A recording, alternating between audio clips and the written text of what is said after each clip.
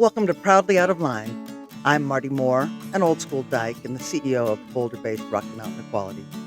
With everything going on around us in this world right now, it's the perfect time for all of us to be engaged, informed, and hopefully have a little fun along the way. On with the show. Good morning, Congressman Neguse. Good morning, Marty. It is so good to see you in all the times I see you. Whether it's online, I follow all of your social media. I saw your recent trip to Hayden, Colorado, Yes. Yeah. which I have spent time in. Oh, really? My memory is it's 16 miles from Craig, Colorado. That's exactly right. I've driven that road a million times as a my kid. gosh. And so you were probably up because of the fires. Is that right? I was. That's right. Has Hayden been impacted? So Hayden, a lot of wildfire smoke, but no, thankfully Okay. the fires haven't hit Hayden. It's mostly in western Routt County and eastern Rio Blanco County. So Yampa, Phippsburg. Thankfully, our constituents are all doing well, but yeah, the firefighters are working real hard, bravely battling those flames. So, but I didn't realize you'd spent so much time in that wonderful part of our district. I have. Back in the day, my dad was a veterinarian who went to CSU, and there used to be horse racing in the state of Colorado. Yes, yeah. And as a kid, I spent a lot of time in Craig, a lot of time in Monte Vista, a lot of time in Grand Junction, Cheyenne Wells. That's about every Holly, corner of the state you've traversed. So I'm always surprised when somebody mentions a town in Colorado I don't know. I'm like, what? But you must know them all. And I really appreciate you making time today because I know how busy you are. And one of the things that I will say as we get started is in my tenure with Rocky Mountain Equality, you've always been a champion for our organization and for the LGBTQ community. And I wonder why that is. I mean, you're a good person. We don't have to go down that road because that would be a very long list and we have limited time. Who is your LGBTQ, I know the answer to this. Yeah. I know what you're going to say, I think. Who's that one queer person that you hold up and you're like, that is who I want to be like? Well, a couple things. I first would just say thanks for having me on. And anytime that I have received an invitation to go on your podcast, I'll take it. So I'm delighted to be able to join you. And it's been a real privilege for me during my time in Congress, but honestly, even before that, of course, as you know, when I was on the Board of Regents, to be able to work with you in Rocky Mountain Equality and to be able to do my part, however small, to be a champion for the LGBTQ plus community here in Boulder County and beyond. So for me, it's been a privilege, and I'm just grateful for the opportunity to come by. What a thoughtful question and a difficult question because you're forcing me to choose among a lot of, I think, freedom fighters, folks who have done the Herculean work required to achieve equality for LGBTQ plus citizens in our state and in our country. I want to start, I guess, more at the granular level, is that I'm very lucky to have a lot of friends in the LGBTQ plus community who are, close, dear friends, and whom I've known for many, many years. And that includes people like Sergio Gonzalez, who I, worked with at the University of Colorado, Leslie Harrod, many others. That's right. Of course, someone who's been an inspiration to me and whom I've worked with for 20 years now was our former congressman and now our governor, Jared Polis. And him and I, of course, he's one of my more prominent constituents, here in the 2nd District. But him and Marlon and I have worked closely over many years. So I'm really lucky because I lean on all of them for advice and counsel and insight. But in terms of kind of my, I guess as you described, North Star, if you will, and you've heard me quote him extensively in the past before, it'd be Harvey Milk. I think that his ability to speak truth to power at a time when it was incredibly dangerous for him to do so. And ultimately, as you know, he paid the ultimate sacrifice with his own life. And notwithstanding a lot of the attacks, you read, of course, his life has been documented, very famous movies. But if you read about his story and his work on the San Francisco Board of Supervisors, and you get this sense that notwithstanding all the vitriol that came his way, he was a deeply hopeful person. He just he had this innate ability. And again, maybe I've never met him. Just sort of my read from the outside.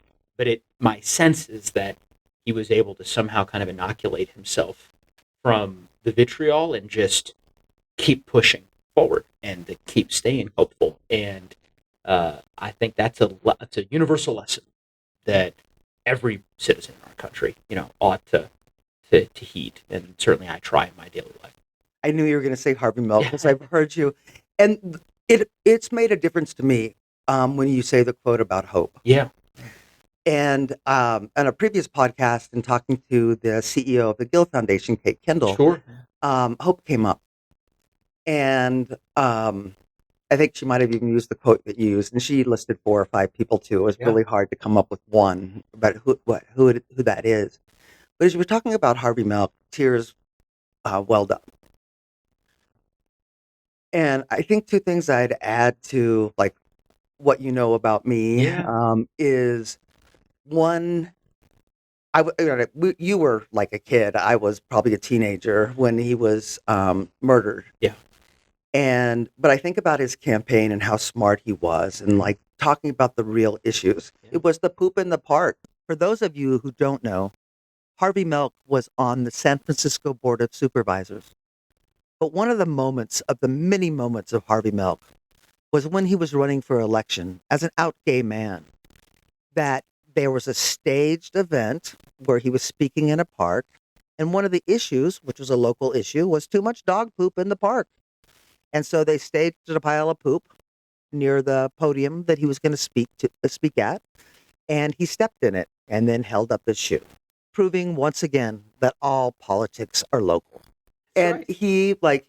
And that was like one of the first viral moments I think that I'm like kind of aware of. Yeah. And like keeping things local and how important like local is it. Yeah. And we have these systems that support local supposedly, but pardon me, but I think about that. And the other thing is a few years ago, I think it was shortly after the Pulse massacre, Jared and Governor Polis, Breonna Tattone, Rep. Tattone, myself, and somebody else were the grand marshals at the Center on Colfax Big Pride celebration, which is a tremendous celebration. And it was scary. It was a scary time. Like now it's scary too. Yeah. But one of the things that I carry in my pocket is a quote from Harvey Milk because I was afraid to leave that morning.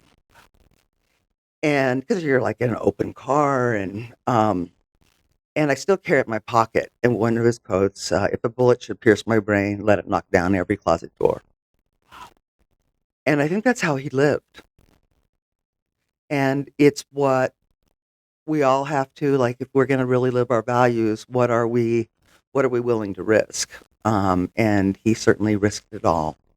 But It's that is so powerful, and I wasn't aware of that quote. Now I know what I'm going to be Googling right after this, but you think about the moral courage it required to be able to say something like that. And so just to, kind of come full circle on that point, I have a quote that I've carried around in my wallet for years, and it's from Teddy Roosevelt.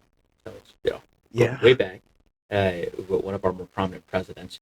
And it's from a speech he delivered called "The Man in the Arena." And it's a long quote, and so I don't want to butcher it here, but the substance of it, right, is essentially this notion that the credit belongs to the person who's in the arena, whose face is marred by dust and sweat, who strives valiantly, who errs, but ultimately keeps going. And yeah, I think of that in a very similar vein to what you just described. Yeah. To Harvey's quote of this Yeah. notion that you very very intentionally made a decision, notwithstanding the personal risks to your safety, to step into the arena, and you continue to do that. And there are so many folks who I suspect are listeners to your podcast who are also making that decision every day, and the arena is getting much larger now, right? It's requiring, because of where we find ourselves as a country right now, the reality is that a lot more folks are having to exhibit the kind of courage that you have and that Harvey Milk did. And that you have, sir. Well, I don't. No, I'm pretty sure. I'm pretty sure of it. Going off notes a little bit here, Yeah. and to follow up on this conversation is around self-care, right? So Like, I don't do a great job of it. I haven't had, I haven't eaten yet today, but I'm sure there'll be time. I- But I was thinking about you because I do follow your social media. I'm like, oh my God, like I'm tired from a flight from Seattle home. It takes me a day to recover. You fly to DC all the time, early morning flights. You're back. You're a dad. You're a husband. You're a neighbor. Like all the things, in addition to being a highly overworked congressman who's like third or fourth in line, right? Which one is it? Fourth. Fourth. Well, there's always next year, Joe. But like, what do you do for self care? I mean, you look sharp this morning. Oh, thank you. Well, you're kind to say that. I mean, look, I think it's something we all struggle with, right? And particularly in a moment like this, when I fear for the future of our republic. I think it's a perilous moment for the country, and so I suppose I spend less time, thinking about that dynamic with respect to self care. I am very lucky. You mentioned, my children, so I'm very lucky. You've met Andrea, my wife. We've got two young kids, a 6-year-old and a 2-year-old, and they keep me so grounded. And honestly, I don't know. I miss them terribly every week when I'm in Washington. I'm there 3 or 4 days a week, and then come back to Colorado. But I would not be serving in Congress if I didn't have them, because they keep you grounded. They give me purpose when I'm home. It's tough not to, I come back from Washington, kind of despondent about the state of affairs of our country. Spending my time kind of engaged in, verbal combat here with a lot of these Republican members who've just become sycophants to President Trump. And so you come back and you like so many others are feeling a bit hopeless. And then, I have a 5-minute conversation with my daughter, 6-year-old daughter, who turns 7 in a few weeks, and that's enough to get you in a good place emotionally and mentally. And they also keep me active. I mean, as you said, they're kind of 2-year-olds and 6-year-olds. We're getting a lot of activity, running around the house and going everywhere. So yeah, and beyond that, I mean, I'm a big music guy. So for me, sitting on the plane listening, if I listen to music for a good 20 minutes, I can kind of center myself, and then I try to get into the gym and to play basketball, which I've always been, I've been a passion of mine throughout my life.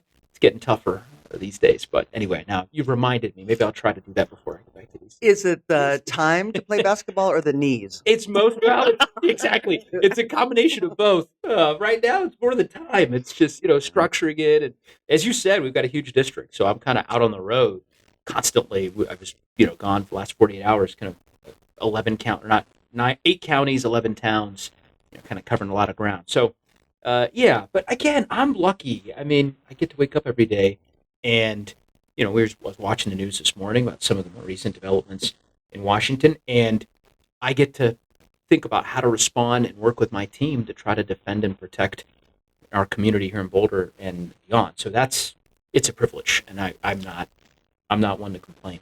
So two things. Thanks for that.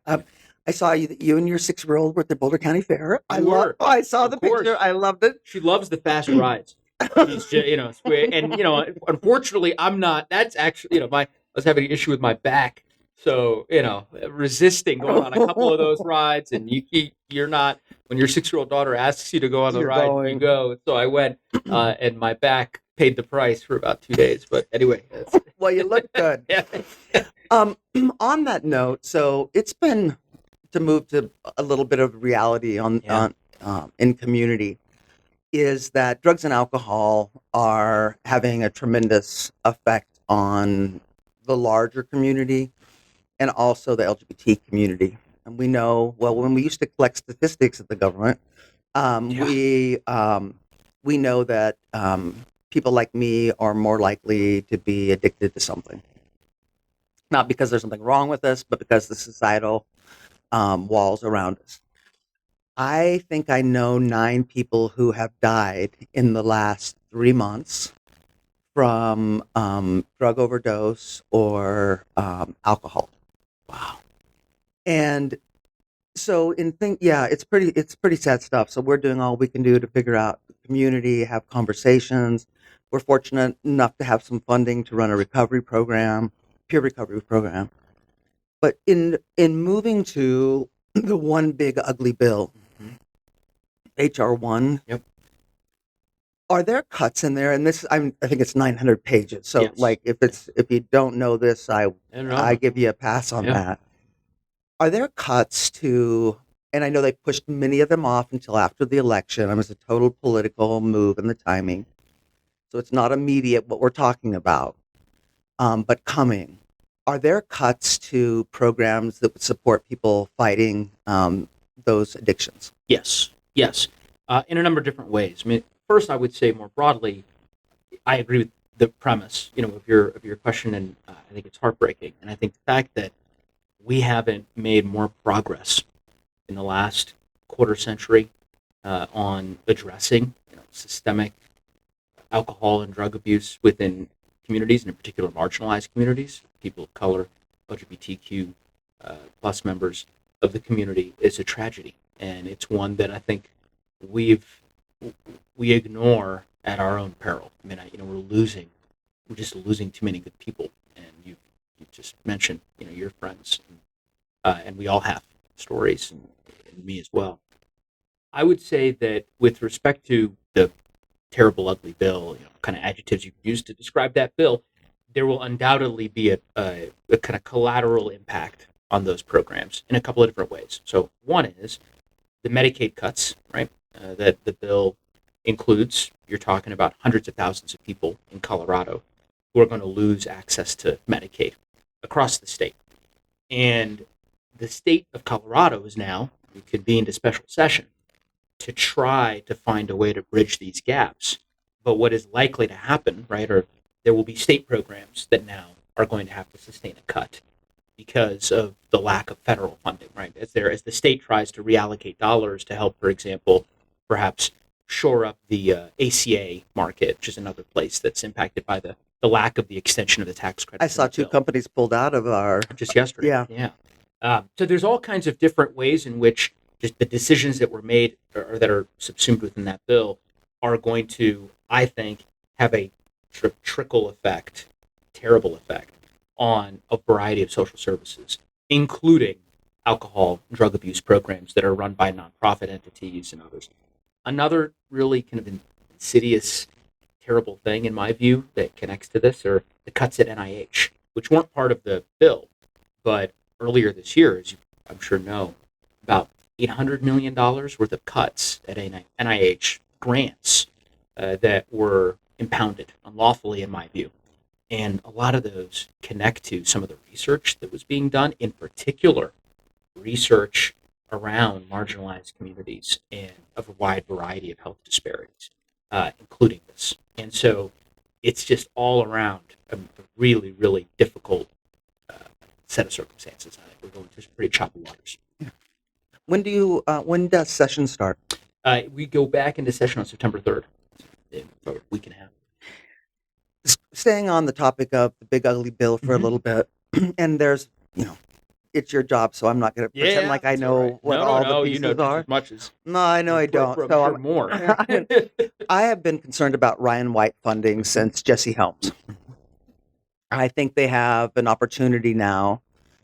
I'm getting mixed You may be. messages. I don't know how many of your listeners will know Jesse Helms. Tell us about him. No, I'll let you tell your listeners about it. He was an evil representative from the state of. Senator.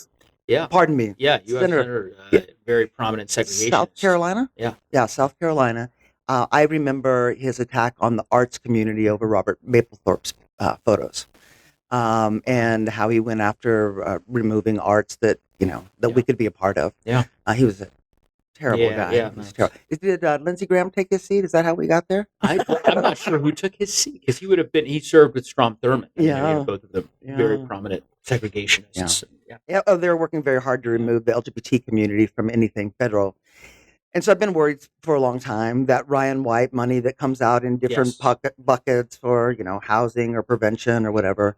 Is there anything tied up in this big, beautiful bill that comes to mind that we should be looking out for? So I think my greater concern with respect to the Ryan White program, as well as a number of other programs that are similar, is the appropriations bills, which are coming up next month in September. Because in those bills, it's sort of a misnomer. budget reconciliation bill that passed in July and that was signed into law is really not a budget bill. It passed through a process in which essentially the Senate rules are structured to consider a budget bill, quote unquote. But really, it's a substantive policy bill. That's what and so it's the tax cuts for corporations and billionaires, the cuts to social services, a wide variety of other changes that they've made to federal law. The appropriation cycle, which is a regular cycle every fiscal year, that is supposed to conclude at the end of September. We're operating on a continuing resolution right now. Government funding expires September 30th. And as part of that process, they are gutting virtually every program that has any connection to what they characterize as DEI. And I think it is shameful that programs like, for example, the Ryan White program, which has been so successful. And by the way, and you know this, Marty, but your listeners might not, bipartisan in terms of the support, at least over the last decade and a half. That's the hope we hang on to right now. This is not a controversial program. It was once, as you said, during the days of Jesse Helms and others. But since the mid-2000s, this program has been supported by Republican presidents, including George W. Bush, and Republicans in Congress. And to now see all of them, just completely capitulate to the MAGA base and decide that anything that has to do with the LGBTQ plus community or the African American community or any other communities of color, women, that they're now not going to fund any programs. I think is shameful. It's the best word I can conjure up to describe it. So we're pushing. We're fighting very hard. I do think I'm not one to give up hope, as we talked about in the context of Harvey Milk, and we pushed really hard on PEPFAR, for example, which is around AIDS work globally, and we were successful in at least in some degree saving funding for those programs. Were you in the meetings when the protesters showed up? And no, they got I was in the Senate. Yeah. Okay, so here's a connection to Colorado. Yeah. So one of the original founders of ACT UP New York was a UCD grad, Eric Sawyer. And Eric, he was friends with Larry, who was the big ringleader of it all, who's since passed. But he got arrested. I mean, these people are still, they've been fighting for a long time in pushing that. They're highly organized. ACT UP is kind of coming back into its own. They're selling T-shirts again. I bought one directly from them. Wow. Because mine was way worn out. But that local activism, do you think it matters when people show up like that? Yeah, I think my view has been, and Hakeem Jeffries, who's the minority leader in the House, has kind of said this. I think he's articulated it well. He's kind of summed it up as if we're in a more is more environment, right? Which is to say, this is all hands on deck moment for our democracy. And we've got to use every legal tool that's available to us, I think, to push back and to hold the administration accountable. So in Congress, that means legislative tools that we're, legislation that we're introducing, procedural tools that we're invoking, oversight, litigation, we're suing the administration on, a number of different fronts. So all of that is important. And I think citizens have a role to play. I think calling their representative, speaking out, making their voices heard. I sort of describe this as, Robert F. Kennedy Sr., right, the former senator and, attorney general, has a great quote around ripples of hope, right, and sort of creating a current. And I think in that same vein, every person who shows up to a town hall, who shows up to,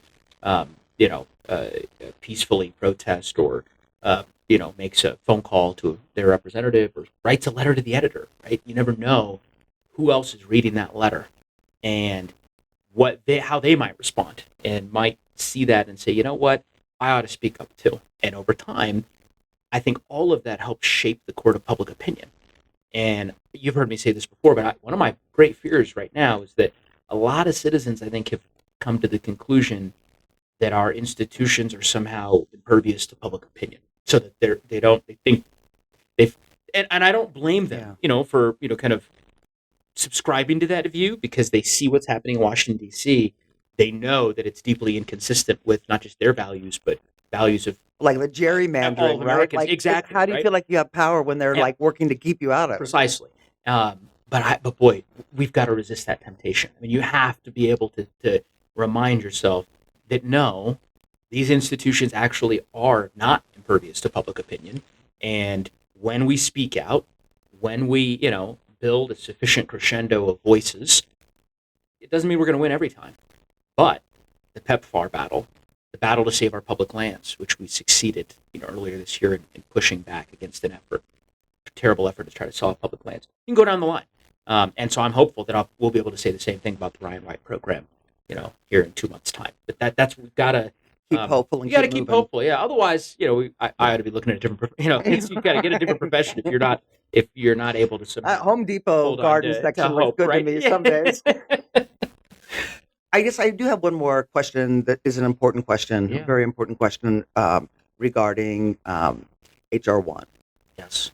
which is the attack on transgender Yes. adults and youth. That's probably my largest concern. I do hang on to the hope that AIDS funding has always been bipartisan. I'm hoping there's some sane people still left in the Republican Party that will know the importance of that. I don't know that there's any sane person on the Republican Party who understands transgender identities or gender affirming care. So the cuts that are happening there give me great concern. Is there anything in particular that you've got your eye on, any movement that will give us all hope out here as you go back for the good fight, Yeah. that you have the transgender communities back in Medicaid in particular? Yes. Yeah. A couple things I'd say. The bill, and you referenced this, the HR 1 in the Senate. Some of the language regarding the attacks on our transgender community was removed by virtue of the parliamentarians' ruling. I saw that. Wasn't that cool? That was a great. very important Yes. component. But as you said, on the Medicaid side, there's just no question that they have made they meaning Republicans, President Trump, transgender citizens in our country the number one target for them. And for me, all of this has been, as I said, shameful, and I think should kind of shock the conscience of every American. But perhaps the most shocking part of it is, and maybe it's not shocking to you, but it's been shocking to me, to see the way in which some of these Republican members of Congress, who once at least signaled publicly some semblance of a desire to recognize the common humanity in all of us, and irrespective of one's gender identity or race or sexual orientation. And now it has moved from discussions about legal provisions governing, even as you mentioned, gender affirming care, to an attempt to erase transgender citizens. That's really, at the end of the day, you see some of the rhetoric from the MAGA base, these are sort of folks that, in the language that they're using. And look, and part of this is, you mentioned, we didn't get into it, but you mentioned around some of the actions that the administration is doing in terms of trying to erase history around LGBT. Removing Harvey Milk's name. Precisely, removing Harvey Milk's name. We were, Senator Bennett and I worked really closely on protecting Camp Amachi, which I'm sure you're familiar with. But I know Grenada, Colorado. Of course, you've traveled the state, so an incredible part of our state's history, a very sad chapter in our state's history in terms of Japanese citizens who were interned at that camp, and you have some of those folks who were interned had children who were fighting for the United States during World War II. So, in any event, it's a very shameful part of our country's history. We made that camp a National Historic Site. And as you probably know, the National Park Service has now put up signs at every one of our national park installations, including that one, encouraging residents, encouraging visitors to send in surveys or send in their feedback about any negative information that, these monuments or these I did not know your listeners that. Can't see the look on your face, so that's why my reaction is. But yeah, it is a top to bottom, kind of attempted retelling of American history, and it is it's so inconsistent with our values. And so anyway, just going back to your core question with respect to protecting our transgender citizens in Colorado and beyond. I mean, the I don't want to say good news, but I think certainly what gives me hope is that we are very lucky to live in a state where the voters of our state, Coloradans, are fundamentally good, decent, people of good faith who, at the end of the day, want to see their neighbors taken care of and always willing to lend a helping hand and believe in the fundamental common humanity. And so, as a result, our laws reflect that. And in Colorado, we've been able to make a lot of progress protecting transgender citizens. And our office works very closely, of course, with folks in our community in particular who have been on everything from a passport case that we worked on really early this year. Yep. You're familiar with. Of a very young member of our community, who was being discriminated against, and we're just going to have to continue to lean in. But unfortunately, at the federal level, I mean, this is very much, I think, something that they're going to continue to do.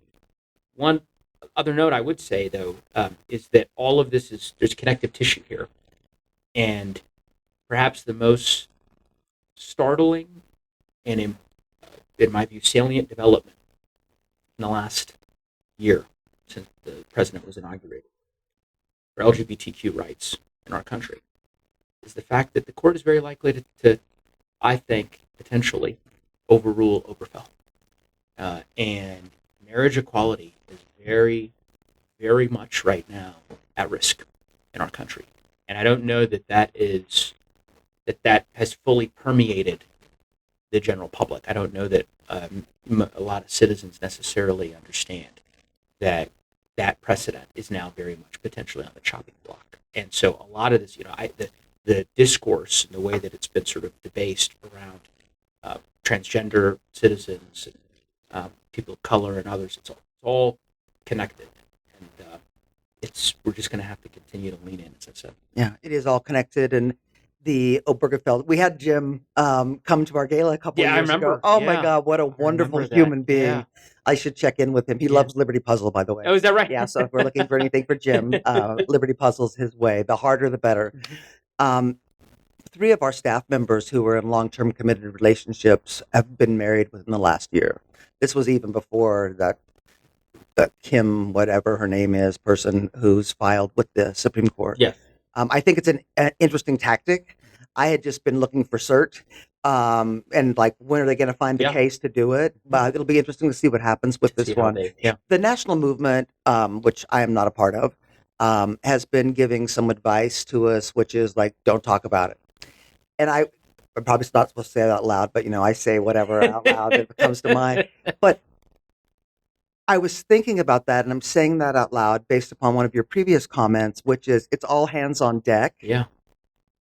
And that public opinion can shape. Mm-hmm. So thanks for making me think about that, and I'll give a little bit of pushback maybe later today on the strategy for trying to keep Obergefell in place. Well, and I also would just say it's worth noting and you were a part of this, so many others building a movement 2 years ago. How fortunate we all were to have a president named President Biden who made the Respect for Marriage Act a priority and got that done during his presidency, such that if the worst happens with respect to the Supreme Court ruling on Obergefell, that we know that in states like Colorado, that ultimately marriage equality will remain, And then our protected. voters passing Amendment J Of course, last and year, Colorado getting voters DOMA also. out of our. That's right. I got invited to the White House. Only time I've been invited to the White House.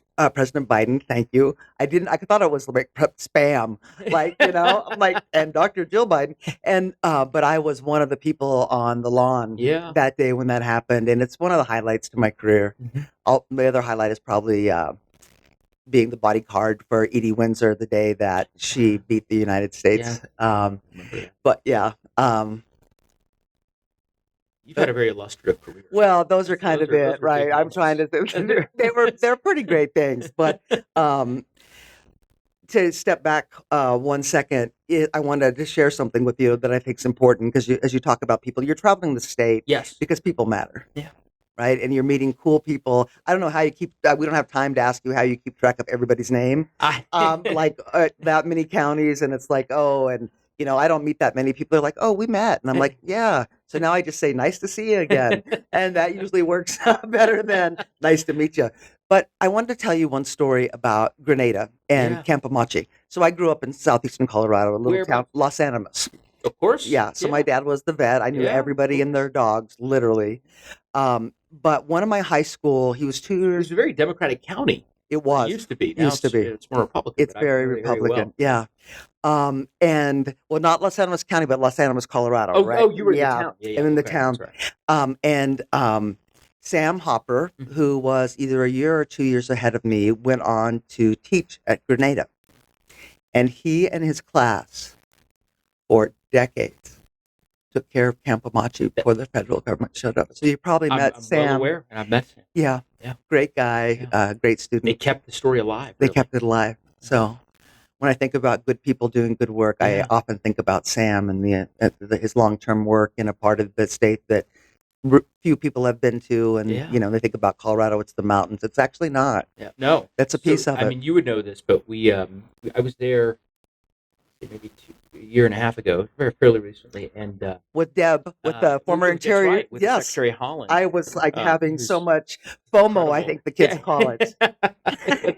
It was a great visit, and you look at the pictures, and I wasn't aware of this, but Roy Romer, of Yes. course, our former From Holly, three-term governor Colorado. from Holly, Colorado, actually grew up there and played football against the folks at the young people at Campbell. Yeah, and also, he also played against my high school, the Los Animas Trojans, That's and he at 91, 93. I mean, he's older now, so sharp, reading books on physics still, I've been told by one of his friends. Yeah.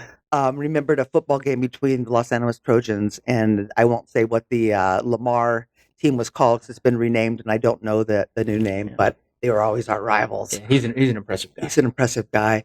We're getting close to time, and I could talk to you all day. I just Me too. I appreciate the hope that you give me hope, Congressman Neguse, because I know nothing's going to slide by at the federal level without you calling it out. And does it mean we have enough power to be able to stop everything? No, but it does have to be voiced. One fun thing, I stayed up all night to watch. Well, I actually went to sleep when that long session was going on. Oh, yeah. It went till 8 in the rules, morning. yeah. Oh my God. So I fell asleep about midnight, 1 o'clock. And I'm like, well, there's Joe. And then I got back up like 6:30 or whatever. And you're saying to Virginia Fox, interesting. I've been up all night. Did you get your nap? And I thought that was the snarkiest thing I've ever heard Congressman Neguse say. And I loved every minute of it because I have watched her for years, and she always gets a pass. And so I'm glad she got her nap in. But I want to ask you if you've been to Ben's Chili Bowl on U Street in D.C. I have not. Well, it's closed right now, but when you go, that's kind of the place to go. All right. I have some inside Okay, information. that's good advice. I have some inside information on that. I'm very, as you know, because my family's here, I'm very kind of go to DC, work from morning till night, and then as soon as I can, get on a plane and get back to Colorado. So I've never been. I'll have to take you up on that. The other thing is, you talked about music. Who's your favorite band? Oh, what a great question. So that's, I'm going to have to, I don't have a favorite. I give you a rundown. I have probably what I would describe as the most eclectic music taste in our household. That's my charitable way of describing it. My wife Andrea might be Turn that might feel off. differently, exactly. So you'll find like I'll have a lot of 80s and 90s rock, like Journey, and I won't sing for you, but yeah, a exactly. song came to mind. That's right. But then also a lot of hip hop and rap music as well. Nas and I'm like a 90s guy, so it's not so much. I have become what I always dreaded I would, which was sort of not understanding like the most recent musical developments and sort of the being very, very high-minded about the the quality of the music that I used to that I still listen to from the basically 2000s and the 90s, as opposed to some of the new stuff that's out today. So Well, anyway, it's hard to keep up. As much as But you're yeah, if you traveling. scroll through my phone here, you would find I don't know. I'm looking I hope now there's 'cause some country music in there. These little oh towns you're no, going there to. is, there Okay, is. just Yeah, checking. I'm looking here. Now maybe I'm not supposed to be doing this, but so I've got Billy Joel, Oh, John Mayer, Pharrell Williams. Those are the three most recent uh, songs or no wonder artists you stay that so I downloaded. positive. So it's kind of very diverse. Yeah, That's yeah. great. Um, and who's your favorite podcast host? So I cannot believe I'm going to confess this while I'm on a podcast. I'm not a big podcast guy.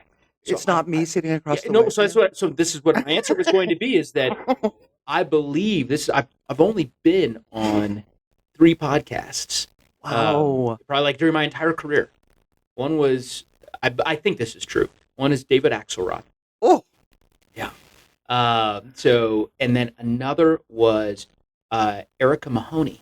I don't know if you've met Erica, I haven't. and that was more recently. Erica, her father, Kevin Oh, Mahoney, yes, I was do. one of Michael Doherty was the telling me about victims this. I haven't listened in yet. the Boulder mass in the King Yes. Supers mass shooting. Yep. She's an incredible woman. Her and her mother, Ellen Mahoney, and she's got a new podcast called Senseless. It's terrific. And so I did an interview with her about the aftermath and that shooting and our work on gun violence prevention. And then I believe this is my 3rd podcast interview. So my favorites Wow. are you and Erica. I love Those it. are my I love favorites. it. Well, I won't let But you. I'm trying to get into the. I know it's very popular, so Well, I'm I need to- hoping we made this comfortable, and Yes, when you this get was another great. request, I won't tell David that he wasn't on the list. I And I want to publicly say to the listeners today that Joe Neguse has your back, and in the words of Journey, don't stop believing. Proudly Out of Line is brought to you by Rocky Mountain Equality, with help from your host, Mardi Moore, executive producer, Amy Zuckerman, audio producer, Theo Conover. Until next time.